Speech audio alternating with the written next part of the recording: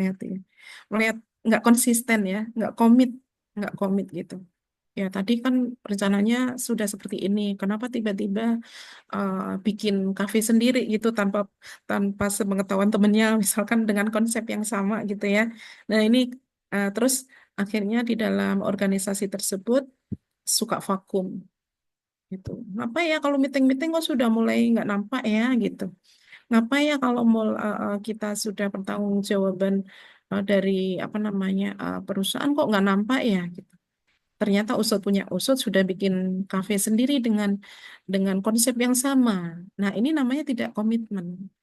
Maka di awal betul-betul harus apa namanya dicari orang yang se-circle, orang-orang yang se-visi misi, orang-orang yang apa Gen Z bilang ya,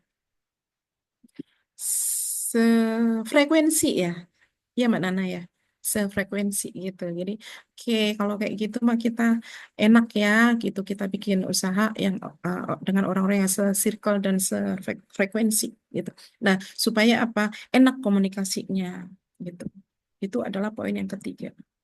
Poin yang keempat, mengarahkan penggunaan seluruh sumber daya kegiatan yang paling menguntungkan. Ya, jadi di sini ada sistem prioritas, skala prioritas. Ya, skala prioritas ini juga sangat-sangat penting. Kira-kira dari semua penganggaran itu yang paling banyak,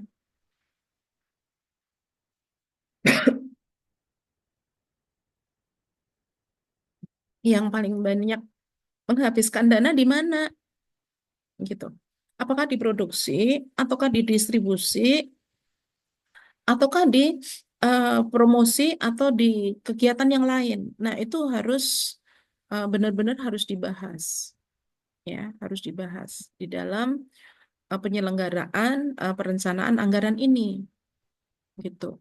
Karena tidak semua departemen harus sama jumlah pengalokasian modalnya gitu. Pastinya yang paling banyak adalah produksi ya, produksi itu biasanya apa namanya? Dialokasikan paling banyak dari alokasi-alokasi yang lain. Ya, kemudian bagaimana dengan promosinya ya atau marketingnya, bagaimana dengan eh, apa namanya distribusi barang. Jadi kalau kenapa Bu berdistribusi barang? Karena kita harus mempunyai apa namanya mobile apa ya kendaraan ya. Maksudnya kendaraan-kendaraan yang akan dipakai di dalam pengantaran barang kepada konsumen atau kepada pengguna ya. Nah, ini adalah nomor 4. Kemudian ya, nomor 5 mendorong mendorong ya pencapaian. Jadi pencapaian standar prestasi yang tertinggi. Jadi kita mempunyai apa namanya mempunyai target. Ya, targetnya apa? Targetnya 3 tahun ke depan kita ekspansi lagi dong, gitu. Ya, ekspansi ekspansi lagi. Aduh, tapi harus ngobrol dulu, harus diskusi dulu, harus meeting dulu. Ya, harus koordinasi dulu sesama pemegang saham tadinya gitu. Jadi oke. Nah, ini adalah apabila poin pertama, poin kedua, poin ketiga dan keempat apa namanya sudah dilaksanakan dengan baik. Itu baru poin kelima. Sampai di sini ada yang mau ditanyakan atau ada yang mau sharing yang punya usaha? Oke, kita lanjut ya. Baik. Fungsi yang kedua ya. Fungsi yang pertama tadi apa? Fungsi yang barusan tadi anggaran sebagai apa? Perencanaan, Bu. Perencanaan, Bu. Iya, perencanaan ya. Takutnya nanti apa namanya pada menghilang. Kita cuman 13 orang pada menghilang takutnya, tambah sedikit nanti. Ya. Hadir, Bu.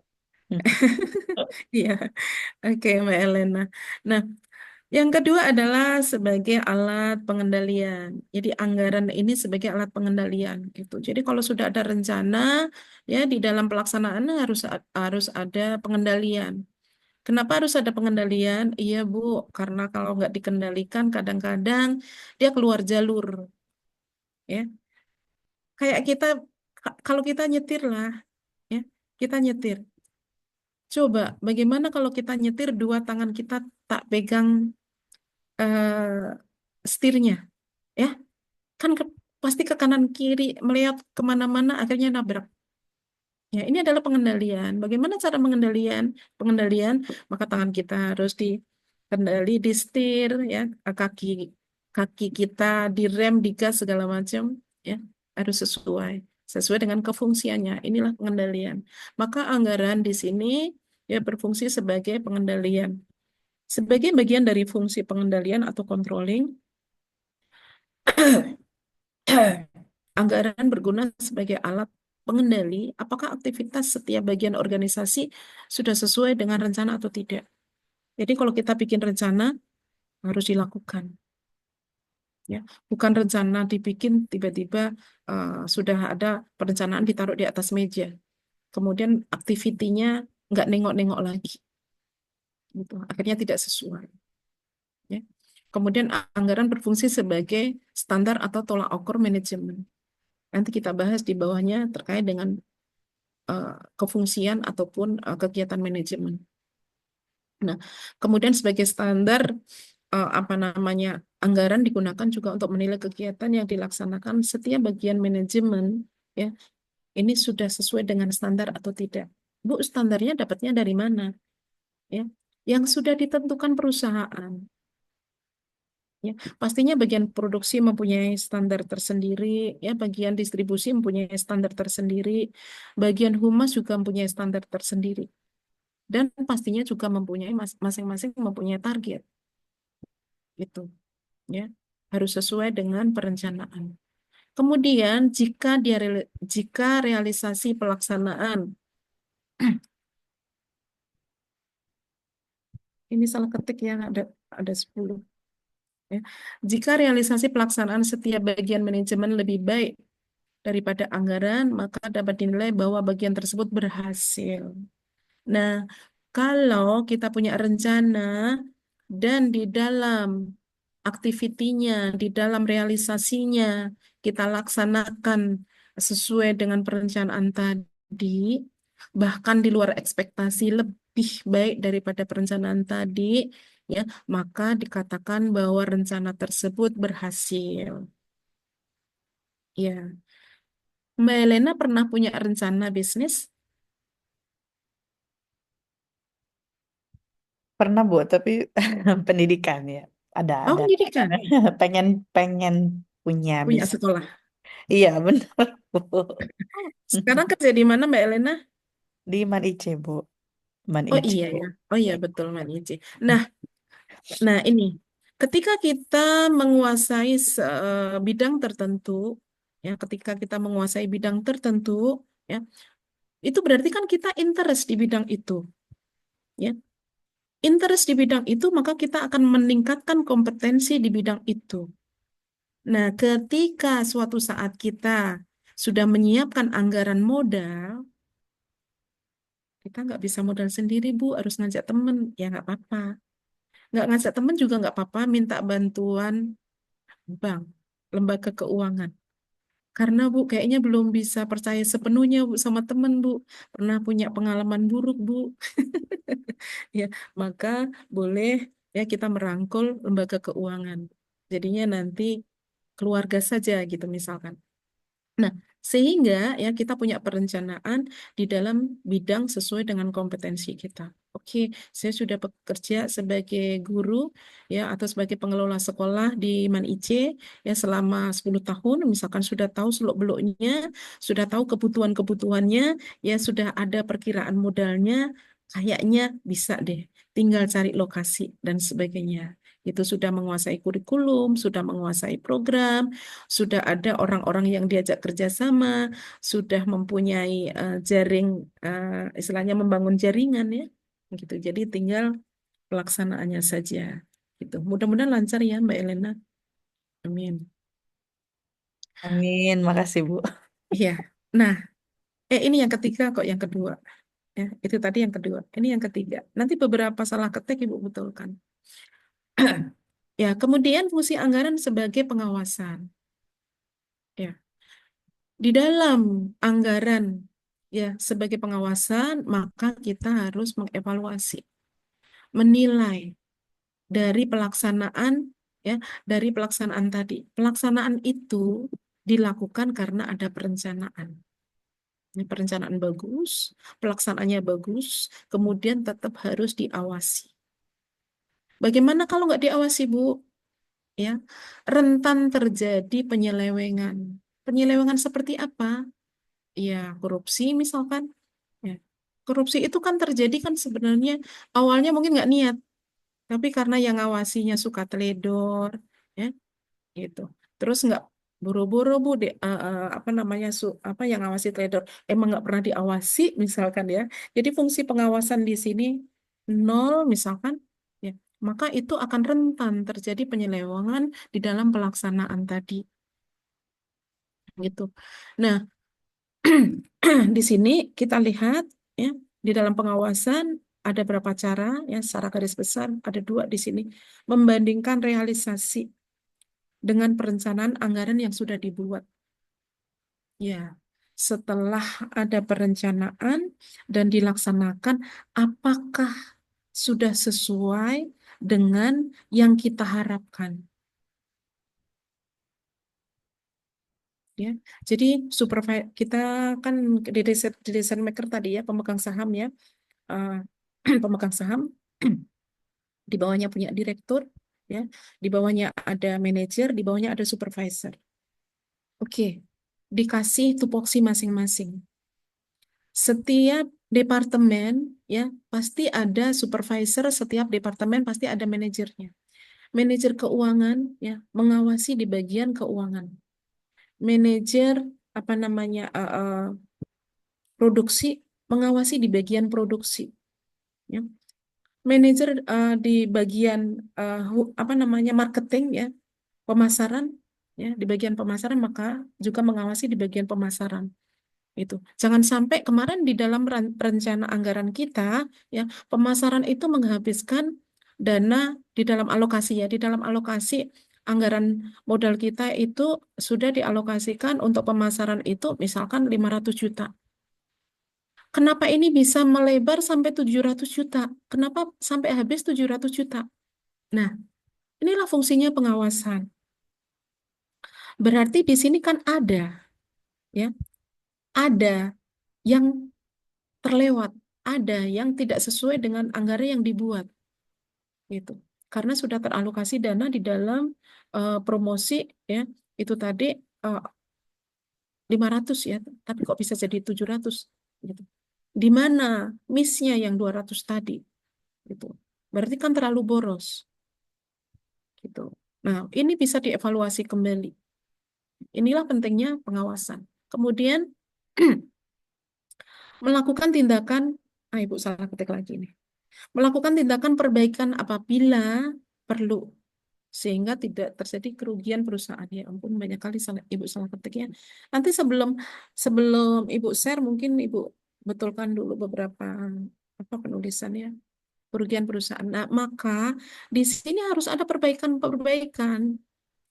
Oh ya sudah berarti harus dievaluasi kembali di bagian apa namanya promosi atau marketingnya. Gitu. Nampaknya ini orangnya nggak jujur. Gitu. Nah, berembuk tadi yang 5 orang tadi, ya. Berembuk yang apa namanya pemegang keputusan tadi berembuk di situ. Wah nggak bisa nih laporan daripada manajer begini begini begini. Karena alokasi yang dari apa 500 juta kok jadi 700. Ternyata orangnya nggak jujur nih, diganti, dipecat, diberhentikan. Berarti secara karakter dia tidak bertanggung jawab. Ya, dia mempunyai negatif karakter. Nah, ini adalah pentingnya pengawasan. Diperbaiki. Pengawasannya harus lebih diketatkan lagi. Gitu, bocornya di mana? Gitu, ya. Mungkin bocornya di media, ya karena apa marketing ya berkolaborasi dengan media. Dicek kembali. Itu ternyata media A, ya, misalkan TV A itu apa namanya itu tagihannya harusnya 5 juta tapi yang tertulis di situ kenapa jadi 7 juta ini hanya satu kwitansi misalkan kok beda. Nah, gitu. Kemudian bagaimana dengan media B, bagaimana dengan media C, dan kolaborasi sama siapa saja di dalam marketing ataupun pemasaran. Itu sehingga eh, alokasi dana yang sudah dialokasikan 500 kok jadi meledak jadi 700. Maka harus ada perbaikan di situ. Nah, ini pentingnya pengawasan. Ya, oke. Sampai di sini ada yang mau ditanyakan? Bu, izin tanya Bu, Oh, boleh. Silakan, Mas. Mas. ketika ada case nih Bu, jadi Iya, usaha itu misalnya awalnya kan kalau perencanaan dihitung di FS ya Bu ya. iya, Ketika bisnis modelnya udah dibuat, FS-nya sudah ada, iya, berjalan lah Bu. iya, Ketika berjalan, sudah dikendalikan, sudah diawasi, iya, ternyata ada perubahan regulasi iya, yang menyebabkan dari iya, bisnis modelnya berubah. iya, Nah, ketika itu berubah, maka investor-investor tadi mempertanyakan Bu, ketika lola bagaimana ketika kok nggak sesuai dengan FS awal gitu. Ketika iya, di tengah-tengah harus melakukan perubahan karena iya, regulasi dan membutuhkan modal kembali untuk iya, merubah itu, Bu. Nah, betul. ini posisinya ada di mana, Bu? Di pengendalian atau karena kan perencanaan selalu di awal ya. Iya, Tapi kalau iya, berubahnya karena di betul. tengah, nah Iya, ini betul. masuknya di mana itu, Bu? Iya, betul. Oke. Mas Indi, usahawan, pengusaha? Ada Bu bisnis. Ah ya, oke. Ya. Oke, seperti tadi yang saya bilang bahwasanya perencanaan itu penting sekali, sesuatu yang wajib tidak boleh ditawar perencanaan. Maka dibuat sedemikian rupa perencanaan itu, ya. Supaya apa? Untuk meminimalisir segala sesuatu kerugian yang tidak diinginkan. Ya, kalau kerugian pasti tidak diinginkan ya, gitu. Nah, tetapi ada situasi kondisi yang dalam tanda kutip tidak bisa kita hindari, salah satunya adalah regulasi. Pada saat masa COVID misalkan. Pada saat masa COVID, ini apa namanya berbagi kasus ya, Mas Indi ya. Karena kan saya juga Ya, kebetulan pengelola sekolah, ya, gitu. Jadi ketika kita sudah punya perencanaan include lengkap dengan alokasi dana yang ada, gitu. Cuman bedanya tadi kan Mas ini bekerja sama dengan investor ya, maksudnya orang lain ya, gitu, pemegang ya, saham dari luar ya, gitu. ya. Nah, harus kita jelaskan, harus duduk bersama bahwasanya di luar hal yang menjadi apa namanya, di luar hal yang menjadi di luar kemampuan kita. Nah, gitu. Di luar kemampuan kita, ya di luar kemampuan kita ternyata ada regulasi yang akhirnya berimbas kepada usaha bisnis kita. Gitu. Bahkan regulasi itu muncul juga dikarenakan sesuatu hal. Gitu. Contohnya yang tadi, oke, pengelolaan pendidikan. Ternyata tiba-tiba muncul COVID yang harusnya dialokasikan untuk apa namanya kegiatan, maka selama 2 tahun kegiatan cut. Kemudian di mana pengalokasi akan dialihkan kemana alokasi dana untuk kegiatan tersebut? Alokasinya adalah kepada media. Ternyata pada saat COVID, ya, alokasi ke media itu luar biasa, alokasi ke teknologi luar biasa, ya, karena semuanya menggunakan teknologi. Jadi pasanglah jaringan internet ya, semua ya WiFi diperbanyak di banyak titik. Karena apa? Karena kita belajarnya memakai media semua, online semua pada saat itu, sehingga meledak. Kemudian ditambah lagi alokasinya untuk pengamanan, ya, untuk safety murid-murid. Jadi misalkan di situ ada hand sanitizer, kemudian ada tisu, kemudian dibikin wastafel setiap kelasnya, ya, kemudian di depan juga, dan itu meledak. Nah, karena apa? Karena regulasi pengalokasian waktu itu dana BOS juga berubah dan dialokasikan mutlak ke alokasi pendanaan COVID. Nah, negara pun seperti itu. Banyak sekali ya, banyak sekali yang akhirnya digeser alokasi-alokasi dana itu ke dalam alokasi yang lain yang awalnya ya tidak ada. Begitu juga Mas Indi ya. Ketika ada regulasi dari negara atau regulasi dari pemerintah daerah misalkan gitu yang akan merubah dari SOP awal yang sudah disepakati oleh investor tadi harus dijelaskan kepada investor tadi ya bahwasanya ya harus dikasih kata harus mencapai kata sepakat dulu, duduk bersama, dirundingkan ya kendalanya di mana ya, kondisi yang sebenarnya seperti apa, duduk bersama di musyawarah gitu. Karena apa? Karena regulasi kalau sudah urusannya regulasi memang apa susah. Terkait dengan pajak kita nggak bisa ngapa-ngapain. Pajak yang berubah ya, PPN yang berubah ya, itu termasuk regulasi. Begitu Mas Indi. Makanya pada saat masa COVID itu ya permasalahan hukum banyak sekali gitu. Setelah masa COVID juga masih terasa ya, karena ini imbas daripada banyaknya usaha yang tutup, banyaknya PHK, banyaknya ya membludaknya pengangguran, kemudian dalam tanda kutip menurunnya kualitas pendidikan gitu. Itu dari sisi negatifnya ya. Gitu. Kalau kita ambil dari sisi positifnya juga ada banyak. Gitu. Dari sisi ternyata dengan adanya COVID itu kita malah lebih survive lagi, ya. Lebih survive lagi dan kita dari pembelajaran bahkan kita mengenal banyak banget ya terkait dengan teknologi.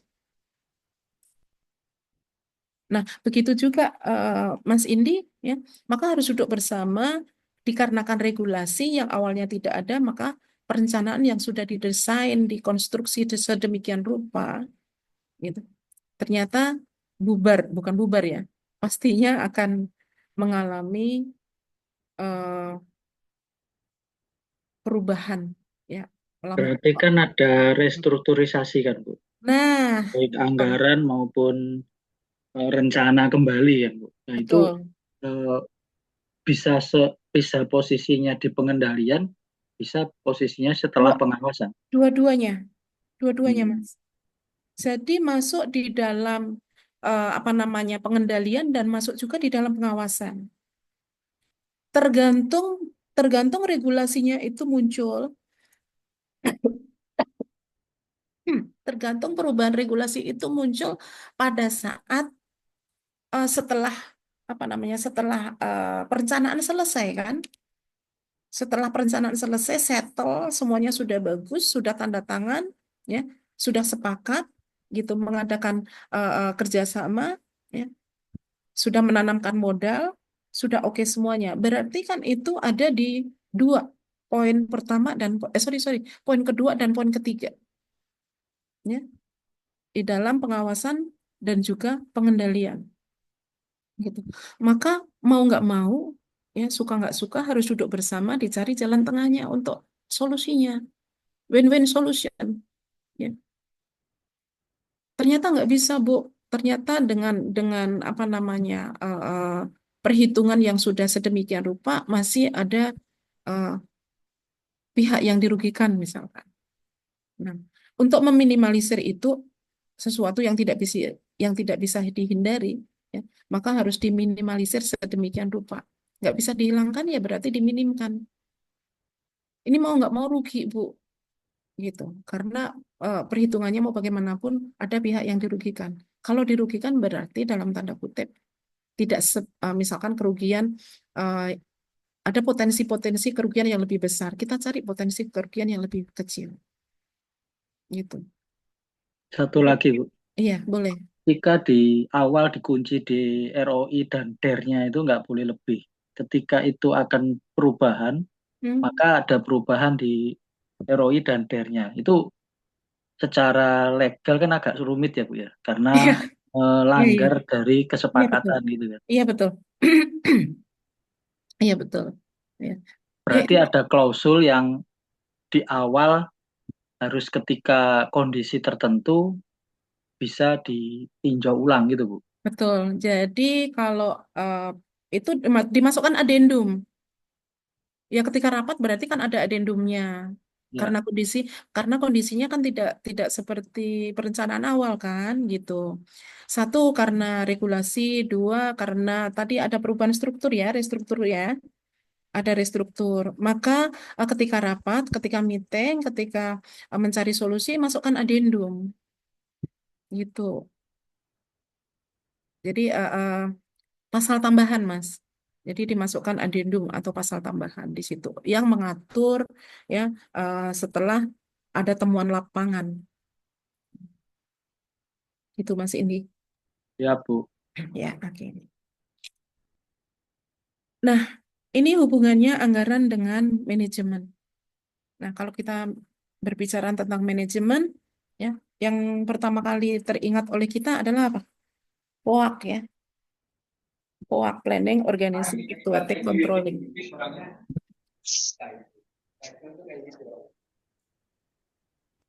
Ya, jadi hubungan anggaran. Apa ini?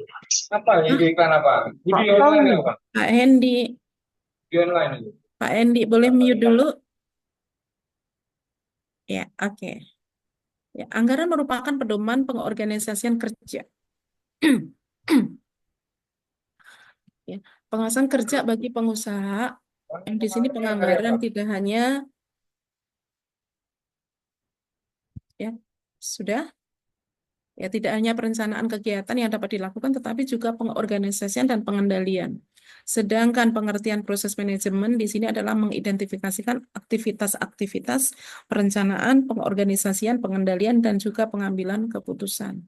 Nah, karena apa namanya Bapak Ibu semuanya ya, ini kan juga masuk di Fakultas Ekonomi dan Bisnis dan yang diambil adalah prodi manajemen, maka memang segala sesuatu yang terkait dengan perkuliahan kita nggak jauh-jauh dari manajemen. Nah, apalagi ya mata kuliah kita adalah ekonomi manajerial. Jadi berbicara tentang keseluruhan daripada manajemen baik manajemen mikro ataupun manajemen makro. Jadi sudah diakumulasi, sudah disatukan.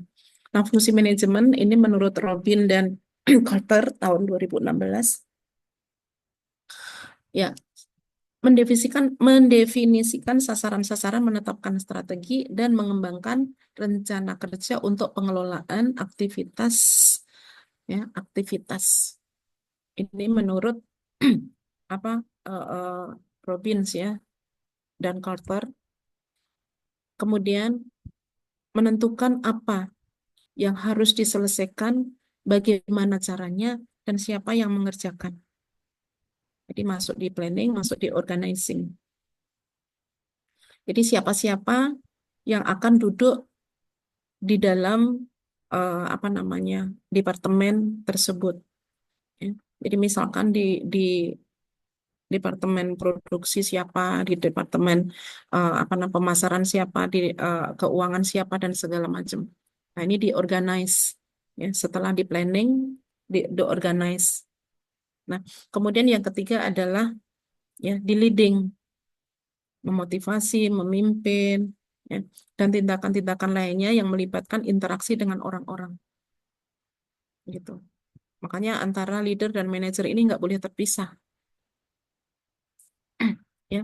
Jadi bagaimana kalau misalkan, Bu, bagaimana kalau misalkan karyawan-karyawan atau pegawai-pegawai itu kadang-kadang dalam kondisi tertentu itu mereka itu seperti tidak punya motivasi, itu targetnya itu ya tercapai sih, Bu, tapi pas-pasan. Itu sedangkan kita sebagai pengusaha, sebagai pebisnis maunya ya kita punya target nih, kita punya ekspektasi nih ya.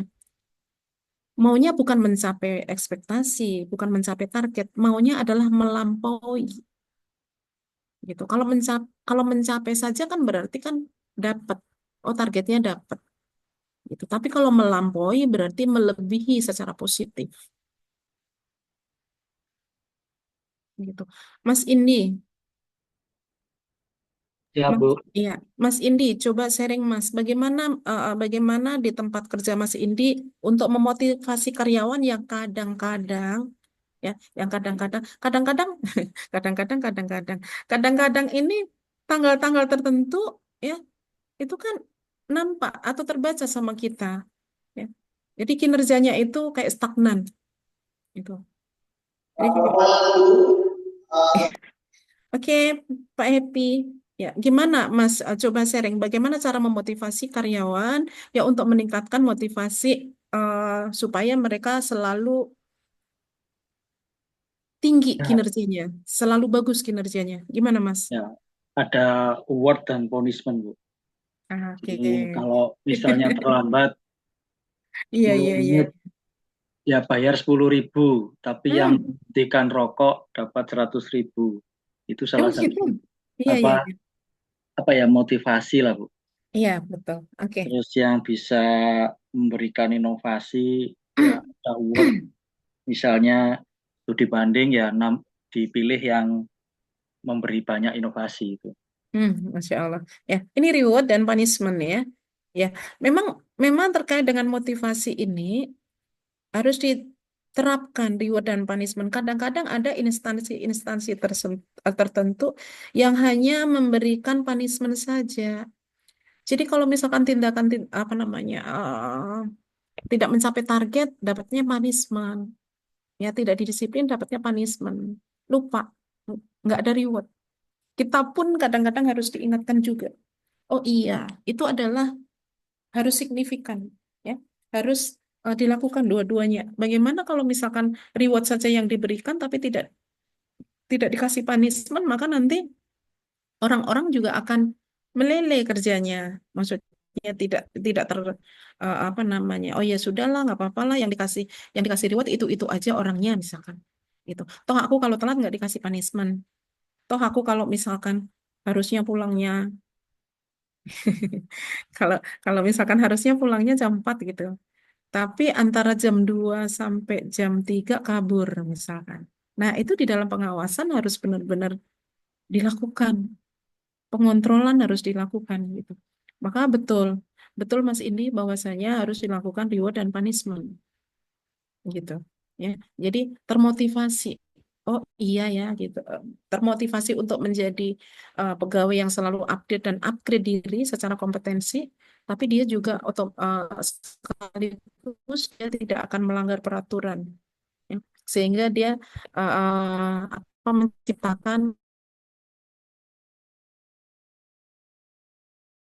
uh, menciptakan budaya kerja yang positif gitu. Karena budaya kerja ini tugasnya ibarat kita nyetir speknya kita udah 120 loh.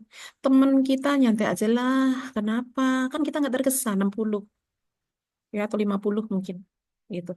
Maka betul bahwasanya ketika kita memilih teman harus circle, sefrekuensi yang positif dalam artian yang positif ya gitu.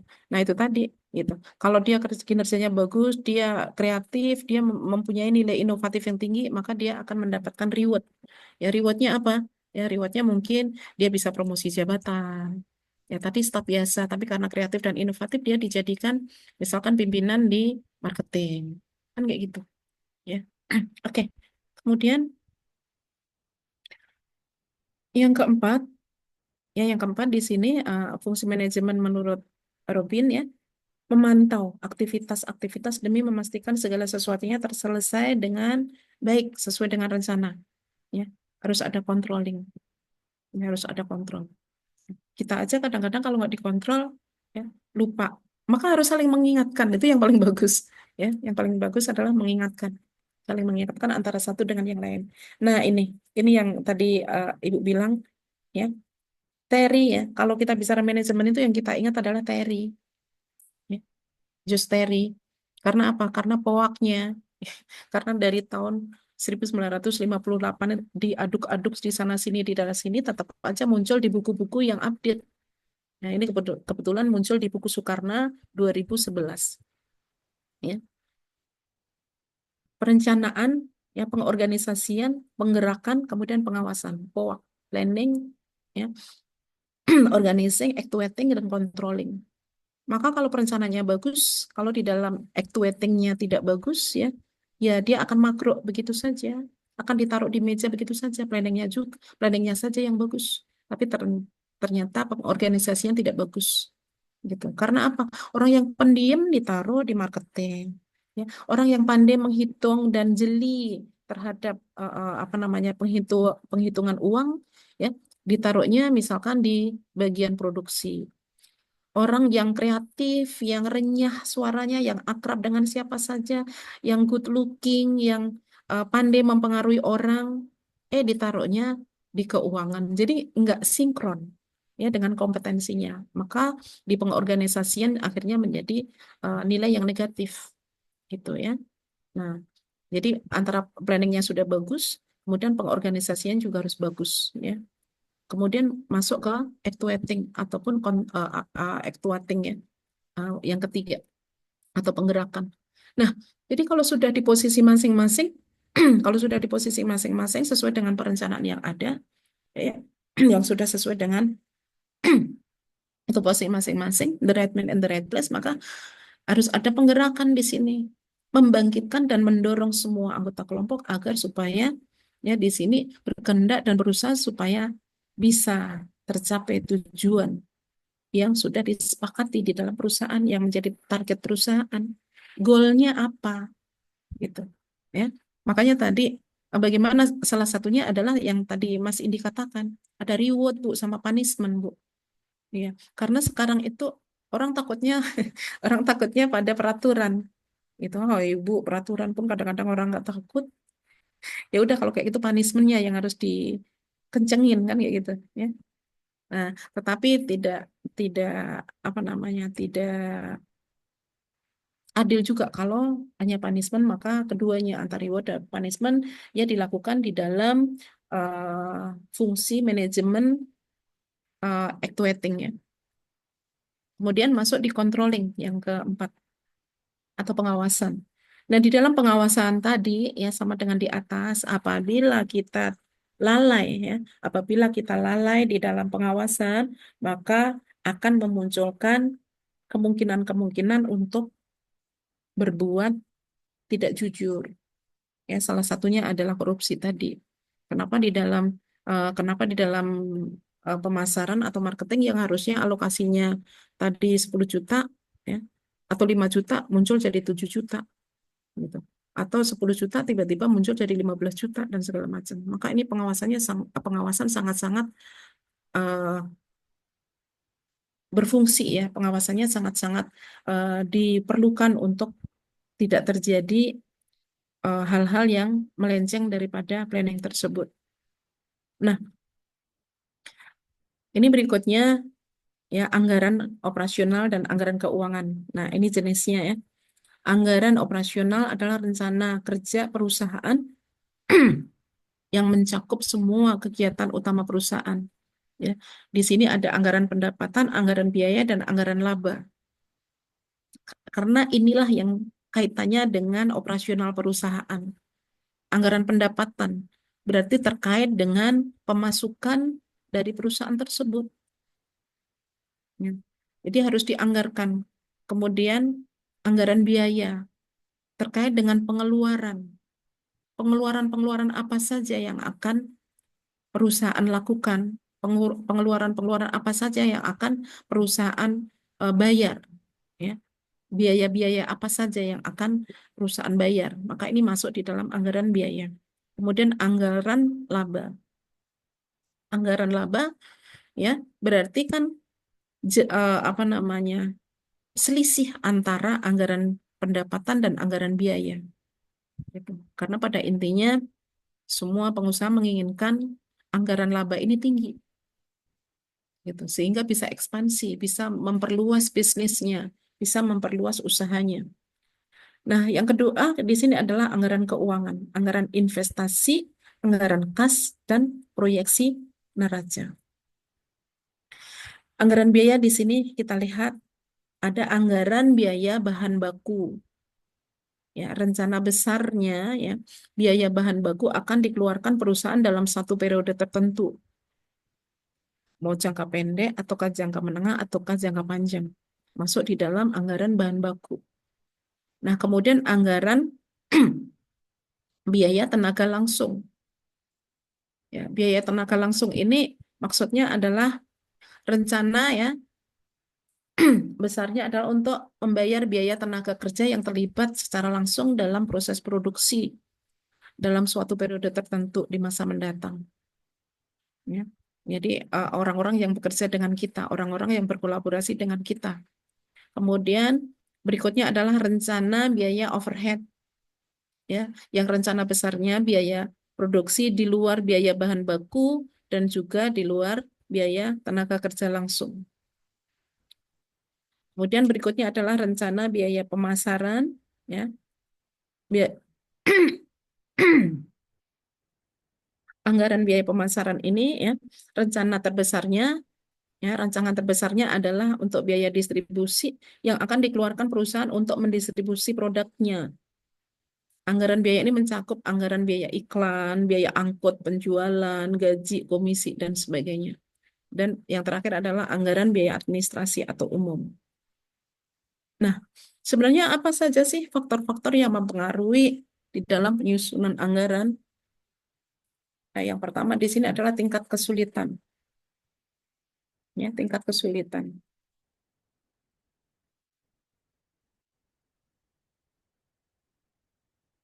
Ya, tingkat kesulitan. Jadi anggaran harus dibuat seoptimal mungkin, serealitas mungkin. Ya. Jadi realistis di sini berarti anggaran disusun dengan standar yang mampu dicapai sumber daya yang dimiliki perusahaan. Gitu. Jangan sampai nanti misalkan kita menganggarkan yang terlalu sedikit, ya, dengan nominal yang sedikit, tapi ternyata di dalam kenyataannya yang keluar melebihi anggaran tersebut. Oke, anggaran produksi, ya, anggaran produksi setiap bulannya dianggarkan misalkan menghabiskan 5 miliar. Tapi ternyata yang terjadi anggaran produksi meledak sebulannya bisa 7 miliar atau 8 miliar. Nah, maka di situ akan terjadi kerugian. Gitu. Tidak sesuai dengan planning, tidak sesuai dengan perencanaan. Gitu. Nah, maka peran daripada pengontrolan ya, pengawasan sangat penting. Kemudian yang kedua, partisipasi manajemen puncak. Yang dimaksud dengan manajemen puncak ini adalah manajemen atau manajemen ya. Top manajemen, karena manajemen ada 3 ya, low management, kemudian middle management, kemudian top management. Ya, low management, kemudian middle management, kemudian top management. Nah, manajemen puncak ini yang dimaksud adalah top management. Ya, harus berpartisipasi dalam meninjau dan mengesahkan anggaran karena sebagai decision maker. Tanpa partisipasi aktif dalam proses pengesahan akan besar godaan bagi para pelaksanaan anggaran untuk menyerahkan anggaran yang dicapai dengan mudah. Ini maksudnya gimana? Bahwasanya ya, si decision maker ini ya, top management ini betul-betul harus melihat anggaran yang diusulkan, anggaran yang akan dibahas, anggaran yang akan diketok palu, itu betul-betul sesuai dengan situasi dan kondisi yang ada.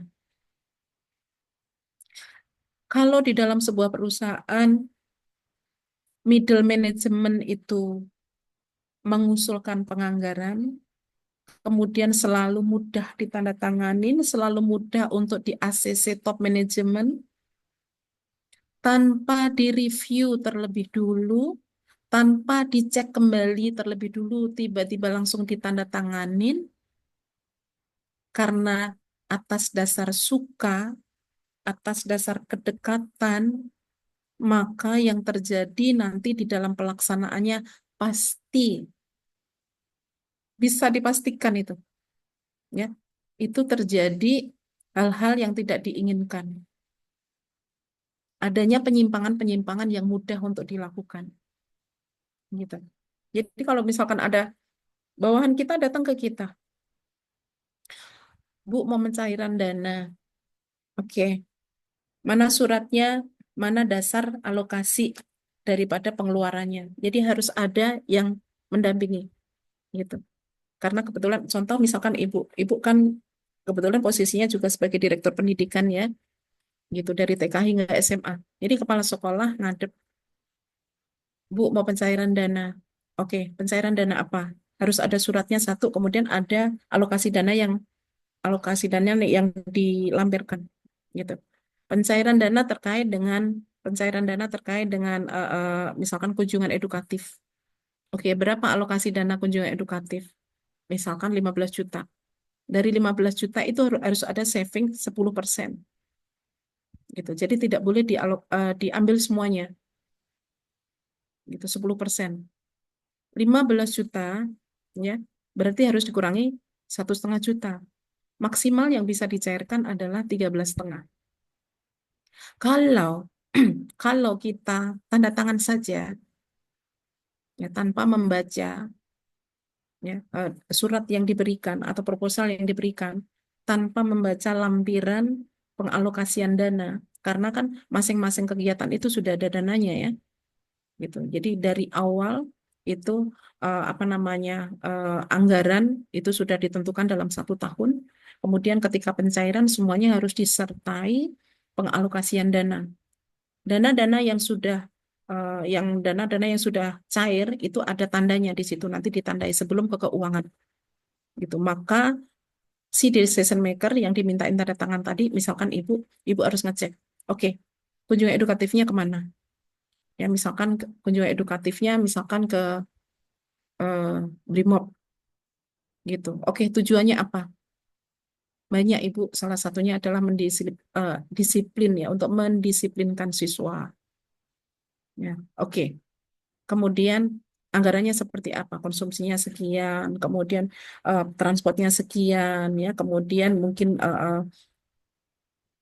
apa namanya yang terkait di dalam pendanaan tersebut, ya, semuanya secara detail. Oke, maksimal 13.500.000 karena alokasi dananya di situ adalah 15 juta. Harus dikurangi 10% sebagai saving. Gitu. Tetapi kalau kita tidak membaca itu langsung tanda tangan, ya, lah ini kenapa kok tinggi sekali? Kenapa konsumsinya kok tinggi sekali? Kenapa tidak sesuai dengan jumlah siswanya? Gitu. Kenapa penyewaan satu bus kok bisa satu busnya 4 juta misalkan? Kita harus cek di situ. Seperti juga di dalam partisipasi manajemen puncak atau manajemen top manajemen. Nah, kemudian keadilan agar anggaran efektif. Nah, ini adalah skala prioritas di sini ya. Nah, pelaksanaan anggaran juga harus percaya bahwasanya anggaran ini memang adil. Berarti ada sistem anggaran yang biasanya merupakan sistem bawah ke atas bottom up. Ya, di mana pelaksana anggaran menyiapkan usulan anggaran tersebut. Jadi tidak boleh di dalam pengeluaran uang, ini tiba-tiba tanpa ada pengusulan, tidak ada pengalokasian dana, tidak ada proposalnya, gitu. Kecuali dalam tanda kutip, kecuali yang mendesak, ya, maka alokasi itu harus didesain sedemikian rupa juga untuk hal-hal yang mendesak, yang tidak teralokasi dari kegiatan-kegiatan ataupun proyek-proyek yang lain. Nah, kemudian berikutnya adalah kesulitan ya Departemen Anggaran. Ini juga mempengaruhi ya, merupakan faktor yang mempengaruhi. Departemen Anggaran harus menganalisis anggaran secara rinci dan harus merasa pasti bahwa anggarannya telah disiapkan secara semestinya.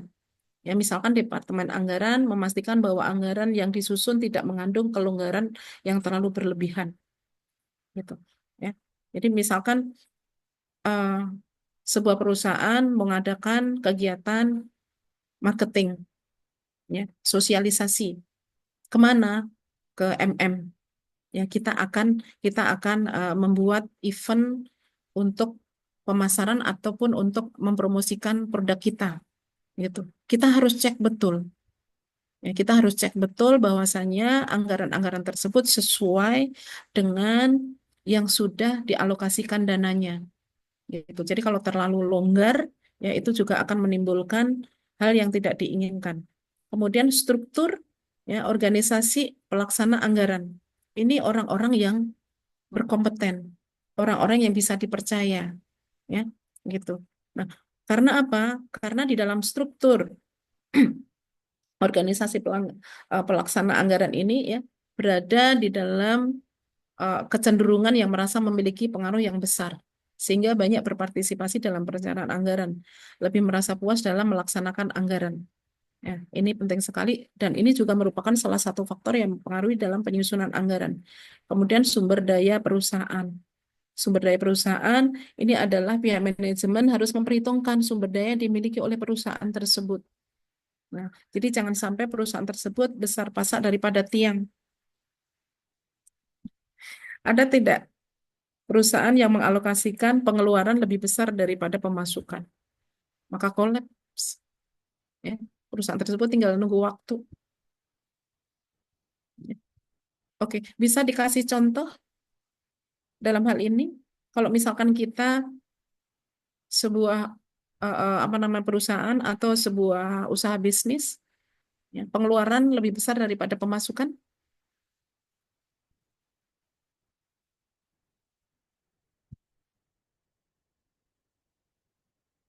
Ibu hari Sabtu ini sudah banyak alokasinya, Bu.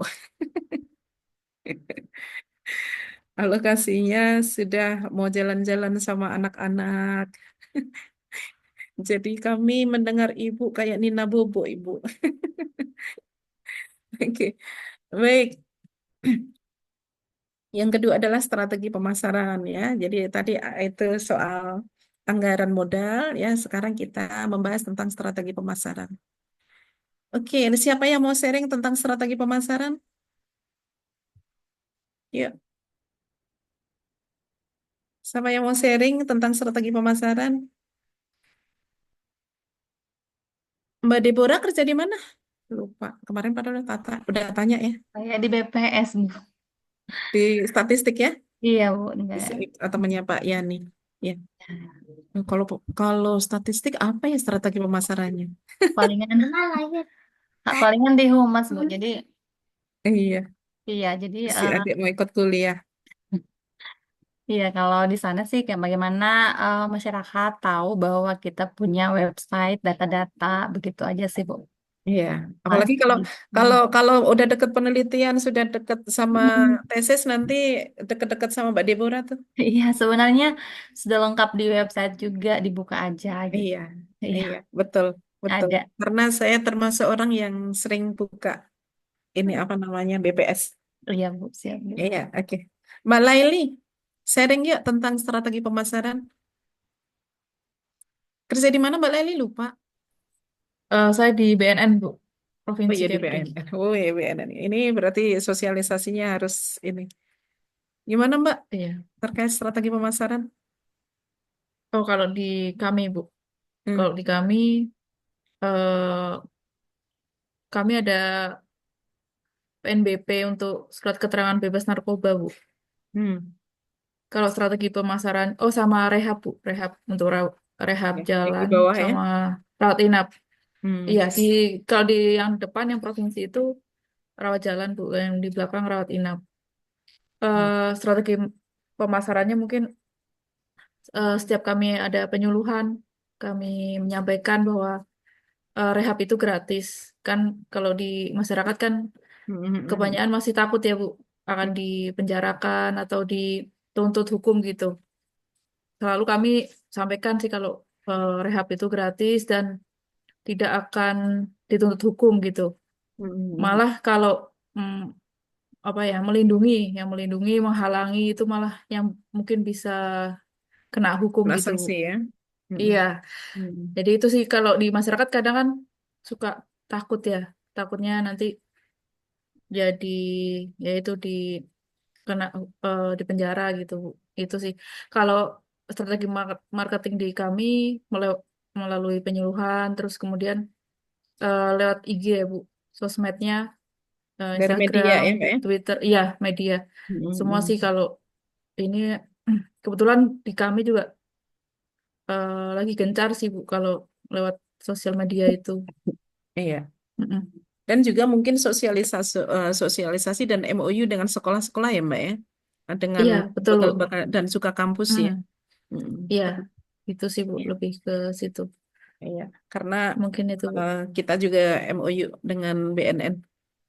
Iya, iya, Bu. Kita MOU dengan BNN dan juga kebetulan juga beberapa kali kunjungan edukatif di sana.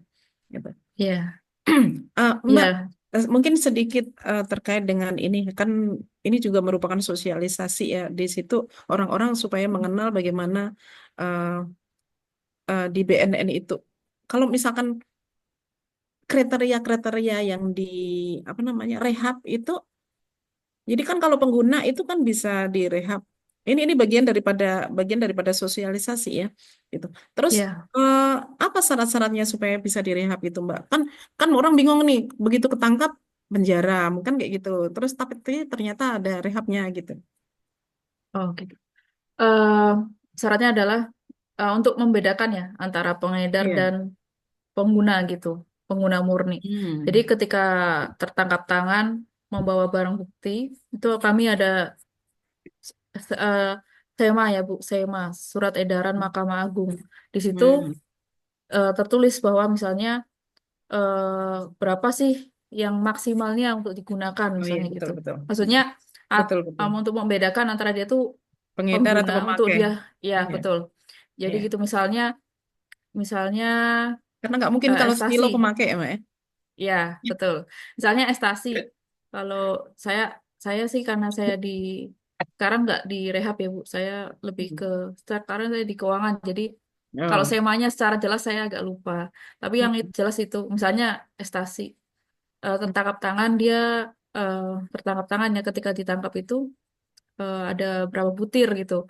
Misalnya di SEMA itu bahwa yang dikatakan pengguna murni adalah cuma 2 butir gitu. Kalau dia Hmm. di atas itu, nah di situ ketika tertangkap tangan ada barang bukti, kami ada namanya TAT Bu, Hmm. TAT Apa TAT, Mbak? asesmen tim asesmen terpadu. Jadi di Oh. situ nanti kita seperti case conference gitu Bu, ada Hmm. jaksa, ada dari polisi, ada dari psikolog, ada dari dokter. Jadi Hmm. kayak sidang gitulah case conference untuk menentukan dia itu pengguna atau pengedar gitu. Hmm. Kalau memang terbukti dari case conference-nya itu eh, bahwa dia pecandu murni gitu, kita rehab. Tapi kalau Hmm. ternyata dia adalah pengedar ya dituntut hukum Bu, masuk penjara. Tapi di situ juga karena dia juga menggunakan, berarti di penjara sekalian direhabkan, di lapas juga ada rehabnya Bu, seperti Hmm. itu. Oke. Ya, Itu baik. sih. Ya, makasih Mbak Leli sharingnya. Iya, Ya, sama-sama Bu. ya. Jadi kalau kita bicara strategi pemasaran ini sebenarnya ketika BNN ini juga mempunyai strategi pemasaran yang bagus, bukan memasarkan narkobanya, tetapi mensosialisasikan supaya masyarakat tahu ini loh sebenarnya BNN itu seperti ini, tugasnya seperti ini, bagian-bagiannya seperti ini gitu. Sehingga semakin banyak disosialisasikan, masyarakat juga semakin tahu gitu. Orang nggak takut. Ya. Tapi masuk di sana semuanya tas harus ditinggal ya, tetap dicek di luar ya, ditinggal ya. Oke. Baik, kemudian untuk strategi pemasaran, eh, ini definisinya ya. Kita lihat ada yang pertama adalah strategi pemasaran ada rencana, ini Wikipedia ya, untuk dirancang ya mencapai tujuan pemasaran atau organisasi atau perusahaan. Nah, kemudian strategi pemasaran menurut Kurtz ya tahun 2008 adalah keseluruhan program perusahaan dalam menentukan target pasar dan memuaskan konsumen dengan membangun kombinasi elemen dari marketing mix, ya, produk, kemudian distribusi dan juga harga. Nah, karena ini maksudnya apa? Karena kan di dalam apa namanya pemasaran ya, di dalam pemasaran itu kan kita itu tujuan pertamanya adalah memuaskan pelanggan ya, memuaskan konsumen gitu. Karena konsumen itu kan ada istilah konsumen itu raja. Itu sesuai banget dengan karakteristik konsumen gitu. Karakteristik konsumen apa? Ada yang ingat? Ya. Jadi kalau kita jadi konsumen itu kebalik. Jadi karakteristik konsumen itu kebalikan daripada karakteristik produsen. Karakteristik konsumen itu satu menginginkan barang ya dengan kualitas yang terbaik. Jadi konsumen itu nggak mau beli barang yang kualitasnya jelek. Kemudian yang kedua menginginkan harga yang murah. Sudahlah mau barang yang bagus, tapi dia mau barang yang harganya murah gitu. Namanya juga konsumen ya, suka-suka. Kemudian menginginkan pelayanan yang terbaik. Mau barang yang bagus, mau harga paling murah, mendapatkan pelayanan yang terbaik. Itulah karakteristik konsumen gitu. Maka di sini strategi-strategi pemasaran sekarang berlomba-lomba, orang-orang marketing berlomba-lomba bagaimana supaya konsumen ini puas gitu. Maka di sini juga menerapkan marketing mix. Jadi banyak apa namanya cara-cara pemasaran, cara-cara marketing yaitu digabung. Ya digabung. Jadi bagaimana dia mungkin memakai offline juga, memakai online juga. Orang nggak sempat ke pasar, orang nggak sempat ke mall, ya tapi di rumah. Nah, jadi rebahan saja sudah bisa check out dan sebagainya.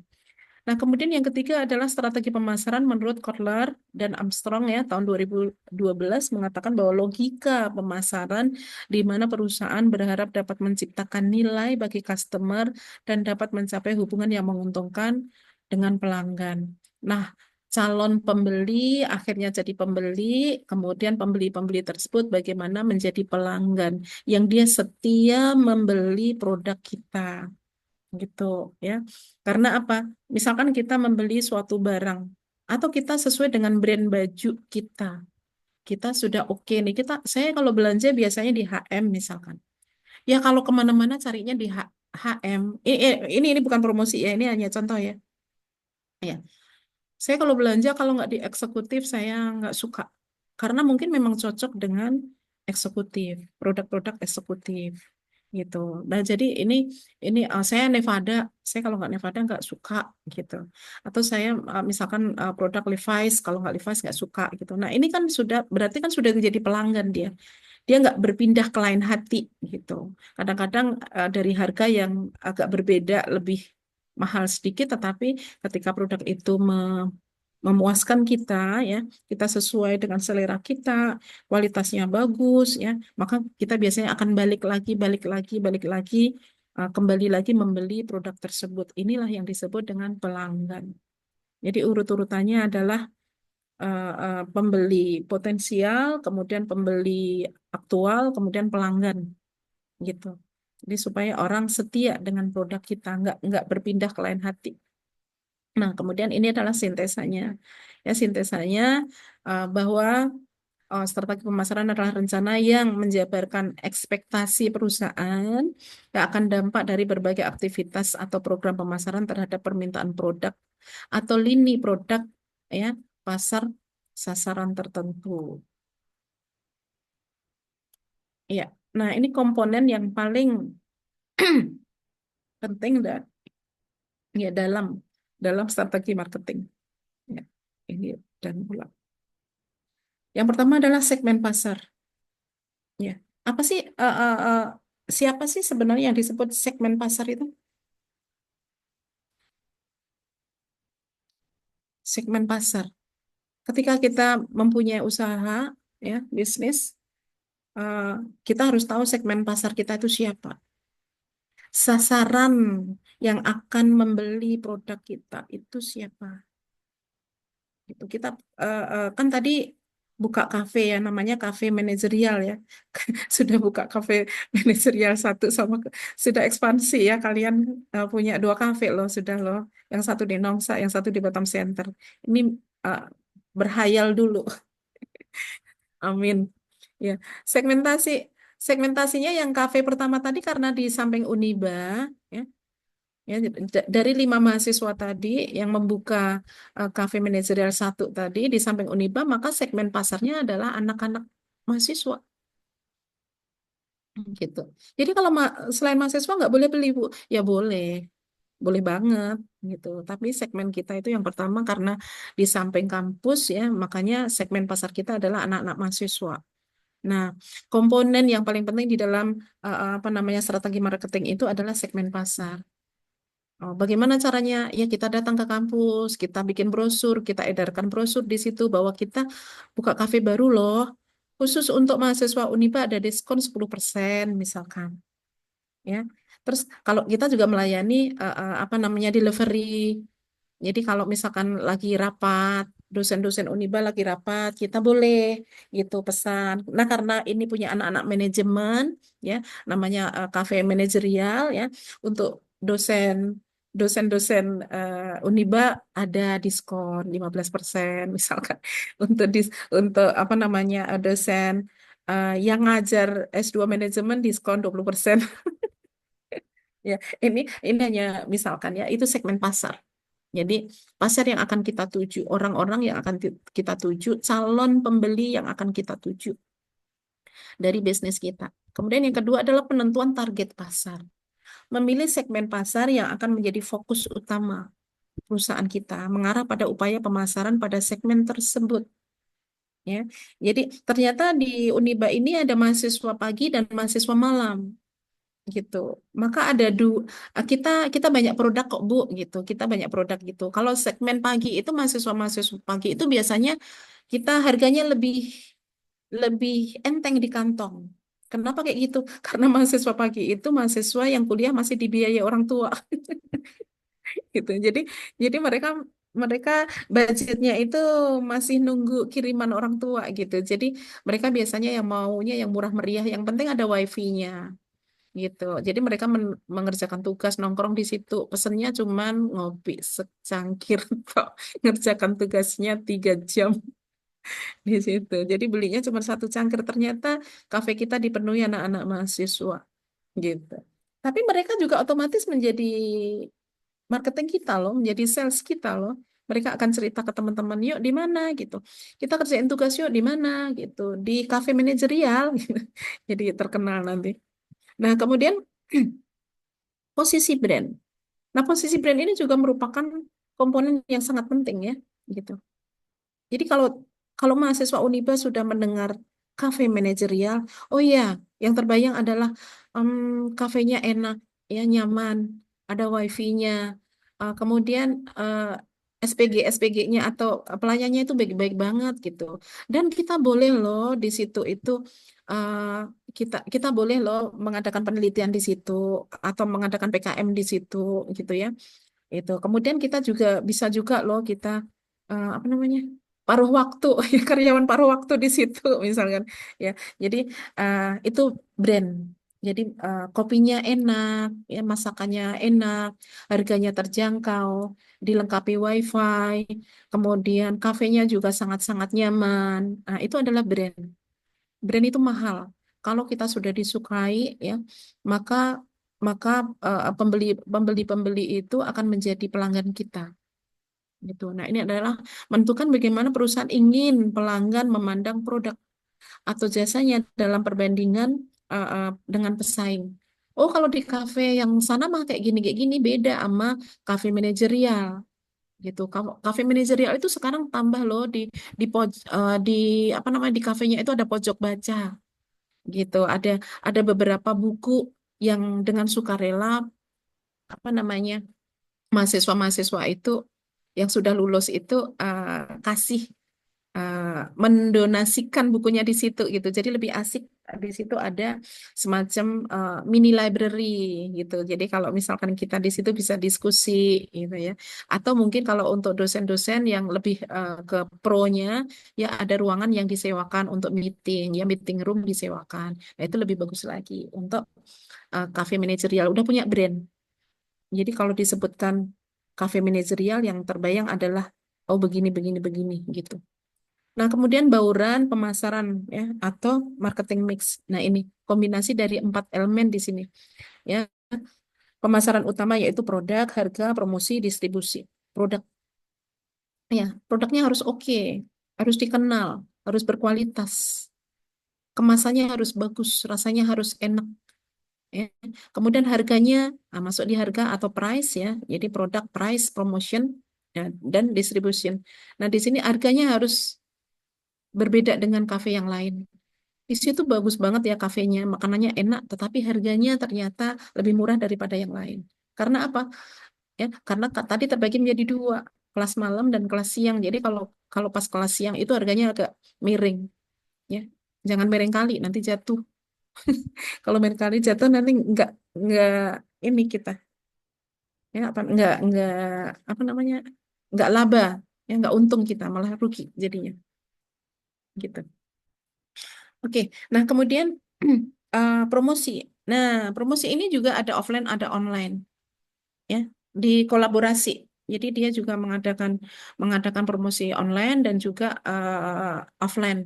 Apalagi zaman sekarang ya. Jadi teman-temannya yang sudah dikondisikan itu suruh testimoni, ya. Mbak Deborah itu ada 2 teman gitu, suruh testimoni yang bagus-bagus ya. Bilang ya manis, bilang ya produknya oke, bilang ya murah. Jadi itu apa ini dulu di setting dulu sedemikian rupa yang testimoni karena temannya sendiri. Nah, ya, jadi itu penting. Karena apa? Bagian daripada promosi kita, ya, offline online. Ya, masuk bekerja sama dengan Shopee, bekerja sama dengan Gojek, ya, untuk delivery. Ya, kemudian boleh boleh datang langsung. Ya, kalau yang mau datang langsung. Jadi dibikin sedemikian rupa nyaman kafe kita. Nah, ini masuk di dalam bauran pemasaran. Kemudian yang terakhir di sini, ya, yang terakhir di sini adalah evaluasi dan pengukuran. Ya, evaluasi. Ya, dari awal sampai akhir kita memang tidak bisa meninggalkan evaluasi. Ya, karena apa? Evaluasi ini review. Ya, oh iya ternyata kemarin produknya bagus sih, tapi kemasannya agak kurang. Teman-teman kita disuruh ini, gimana rasanya bagus nggak? Kurang apa? Kurang manis ya? Nah gitu. Iya gitu. Agak kurang manis, coba gulanya sedikit lagi gitu. Atau ini bagus sih, ini bagus sih, tapi coba warnanya jangan gelap gitu. Karena kalau misalkan warnanya gelap, nampaknya kok apa namanya ya, kurang nyaman misalkan. Ada sih bagus, tapi coba di dalam marketing ya, di dalam marketing mungkin di situ ditampilkan harganya. Kan ini cuman produknya yang ditampilkan tapi harganya nggak ada misalkan. Atau misalkan cetak cetak flyer atau cetak brosur gitu. Jadi ini adalah evaluasi. Ya, evaluasi yang dilakukan untuk mengetahui di mana kekurangan dan di mana kelebihan. Nah, ini fungsi ya, meningkatkan motivasi untuk masa depan. Ya, pasti ya. Karena kan kita bagaimana ketika kita mempunyai sebuah usaha, ya, kita harus melihat karyawan-karyawan kita dan juga kita sendiri itu supaya terus-menerus terjaga motivasinya. Gitu.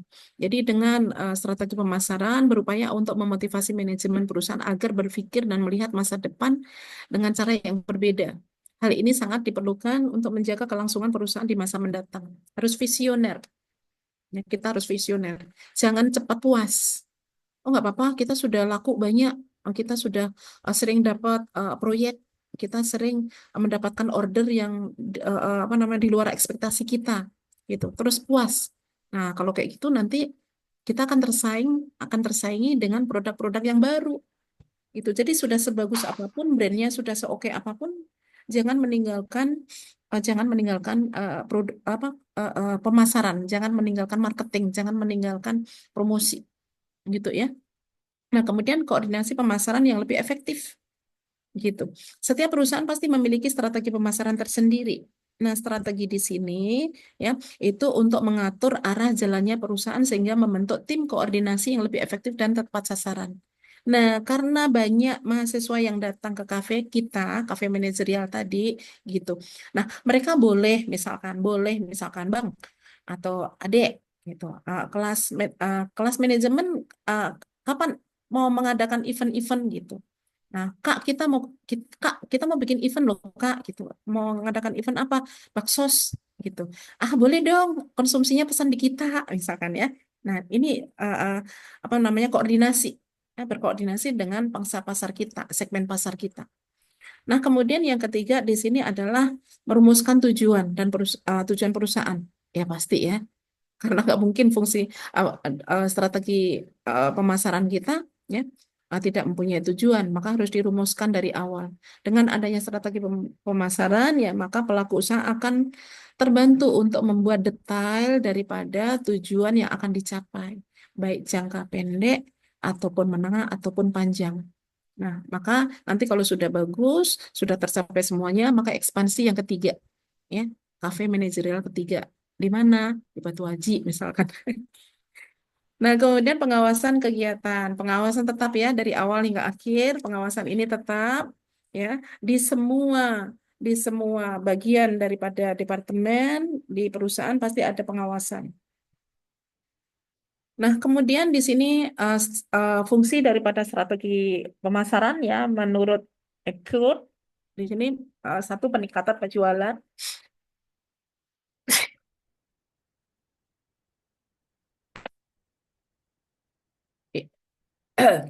ya peningkatan penjualan, ya. Dengan adanya strategi pemasaran yang bagus, maka diharapkan ya kita akan adanya peningkatan penjualan. Ya, jadi kalau kemarin targetnya dalam seminggu kita mendapatkan pemasukan 20 juta seminggu. Nah, dengan strategi pemasaran yang oke, yang bagus, maka di dalam seminggu ternyata kita sudah melampaui target penjualan kita. Kita dapat 25 juta atau 30 juta gitu ya. Ini akan meningkatkan peningkatan penjualan.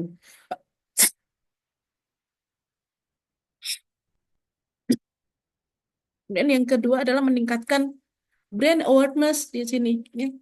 Jadi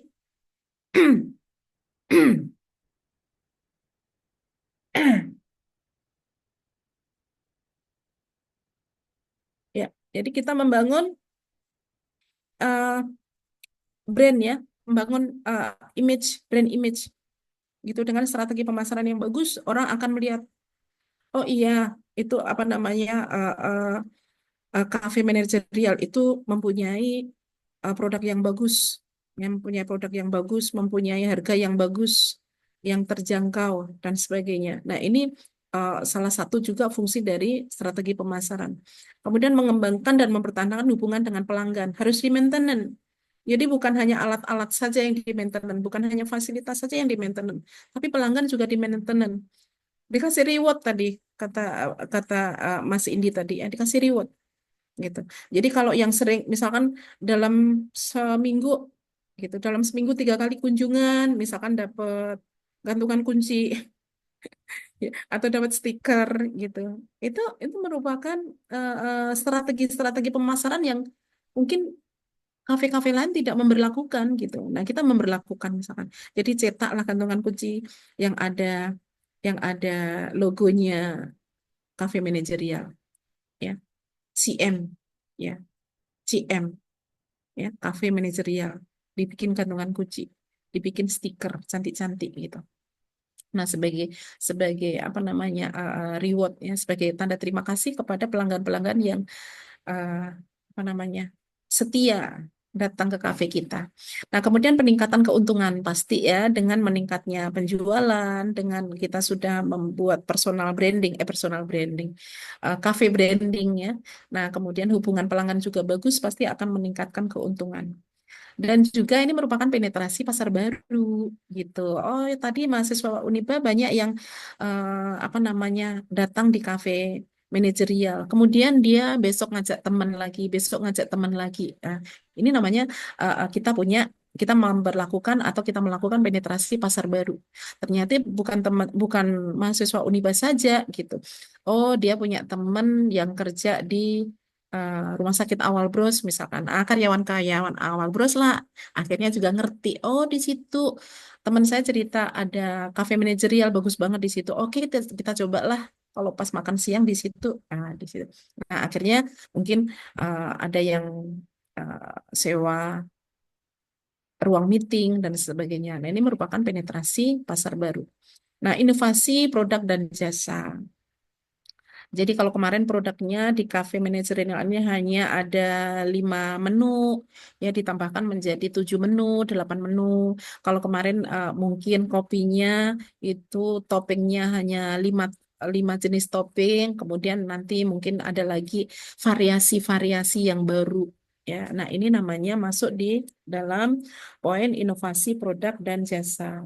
Kalau jasanya ya mungkin kalau setiap HUT RI ya Setiap HUT RI pelayannya atau waitersnya pakai baju yang bernuansa merah putih. Nah, ini adalah strategi-strategi pemasaran yang bisa dilakukan. Nah, konsep strategi pemasaran di sini ya segmen pasar, kemudian marketing positioning, kemudian market entry strategi, kemudian yang keempat ya ada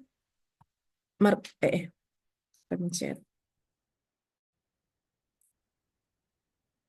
Ya, yang keempat di sini ada marketing mix strategi, kemudian timing strategi.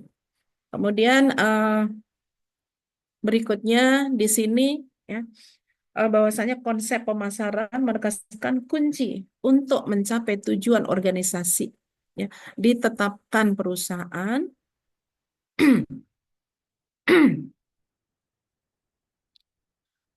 adalah perusahaan tersebut harus menjadi lebih efektif dibandingkan para pesaing ya dalam menciptakan, menyerahkan dan mengkomunikasikan nilai pelanggan kepada pasar sasaran yang dipilih. Bagi pemasar dalam suatu perusahaan memegang peranan yang sangat penting ya di sini. Jadi mereka memang betul-betul sebagai andalan ya di dalam memasarkan produk-produk kita. Ya. Jadi ketika ketika target pemasarannya sudah bagus ya, target pemasarannya sudah bagus, mereka biasanya akan mendapatkan reward. Nah, ini konsep pemasaran ya. Perencanaan kegiatan pemasaran di sini ya. Perencanaan, kemudian volume penjualan, kemudian kegiatan seluruh kegiatan daripada pemasaran tersebut di dalam apa namanya perusahaan harus dikoordinasikan dan diintegrasikan secara organisasi. Nah, 3 poin yang merupakan konsep daripada pemasaran. Nah, ini menurut Sofiti tahun 2024 strategi pemasarannya, kenali target pasar Anda dengan baik. Jadi kita harus mengerti targetnya siapa nih? Mahasiswa. Mahasiswa karakternya seperti apa nih? Ya, seperti ini. Ya, mereka maunya produk-produk yang seperti apa? Ya, seleranya seperti apa? Buat brand, ya, identity yang kuat. Identitas brand kita harus kuat. Kemudian fokus kepada pemasaran konten. Nah, konten kreator, ya, konten kreator. Karena apa? Karena sekarang zaman media, zaman teknologi. Kemudian memanfaatkan kekuatan media sosial. Ada Facebook, ada Instagram, ada web, ya, ada TikTok. Ya. Kemudian tawarkan intensif pada pelanggan. Jadi harus terus-menerus ya promosi. Jangan meninggalkan promosi walaupun sudah banyak pelanggan. Gunakan email marketing. Jadi jangan sampai menggunakan email pribadi dari yang lainnya. Harus punya email marketing di dalam perusahaan tersebut. Nah, kemudian jalin kemitraan bisnis wajib ya. Kita tidak bisa meninggalkan mitra. Kemudian tingkatkan pengalaman karena pengalaman ini sangat penting ya. Guru yang terbaik adalah pengalaman gitu. Kemudian gunakan testimoni dari pelanggan. Seperti tadi yang Ibu bilang, ya teman-teman kita diundang ya orang-orang yang membeli produk kita disuruh testimoni. Kurangnya apa, lebihnya apa. Ya, kemudian evaluasi dan perbaiki ya supaya menjadi lebih baik. Nah, ini adalah contoh-contoh apa namanya perusahaan-perusahaan yang sudah menerapkan strategi pemasaran yang luar biasa. Ada Apple, ada Coca-Cola, ada Danar Hadi Batik, ya. Kemudian ada Nike, ya. Ini Danar Hadi terakhir yang sudah kita hasilkan. Nanti mungkin untuk strategi pemasaran dari apa namanya dari perusahaan-perusahaan yang sudah mendunia tersebut bisa dipelajari. Baik, mahasiswa Ibu ternyata sudah hampir jam 12. Boleh open cam? Ibu mau presensi? Iya, Bu. Ya. Baik, ini kayaknya juga yang kemarin-kemarin juga ya. Yang lainnya kemana ya? Yang lainnya apa namanya saja ya? Oke. Baik, hitungan ketiga ya. 1, 2, 3. 1, 2, 3. Iya. Izin Bu, itu Yuk. buat nama Zoom-nya biar diganti ke nama lengkapnya Bu. Oh ya, silakan rename. Ya, silakan rename.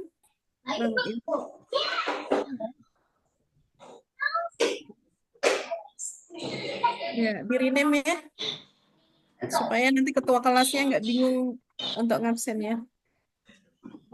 Iya Bu. Iya. Pak Endi, silakan Pak Endi.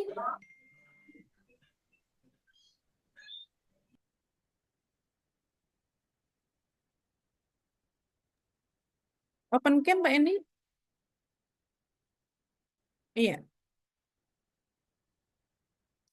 Sudah Mbak Nana? Eh, Ibu, iPad boleh di rename?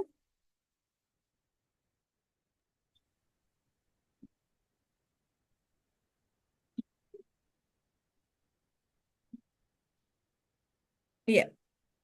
Nanti mungkin Mbak Nana yang belum di rename di infoin Zabri ya. Iya Bu, ini Ibu iPad namanya Ibu siapa ya? Soalnya kalau di grup kadang nggak takutnya Atau nggak. di kolom chat. Oh, iya. Eh, Bu Marianti kayaknya ya, benar Bu nggak? Marianti. Marianti atau Sarmini. Lupa. Itu saya. Oh, Marianti atau lagi ada juga, Bu. Eh, Ibu, Mardiana, Bu.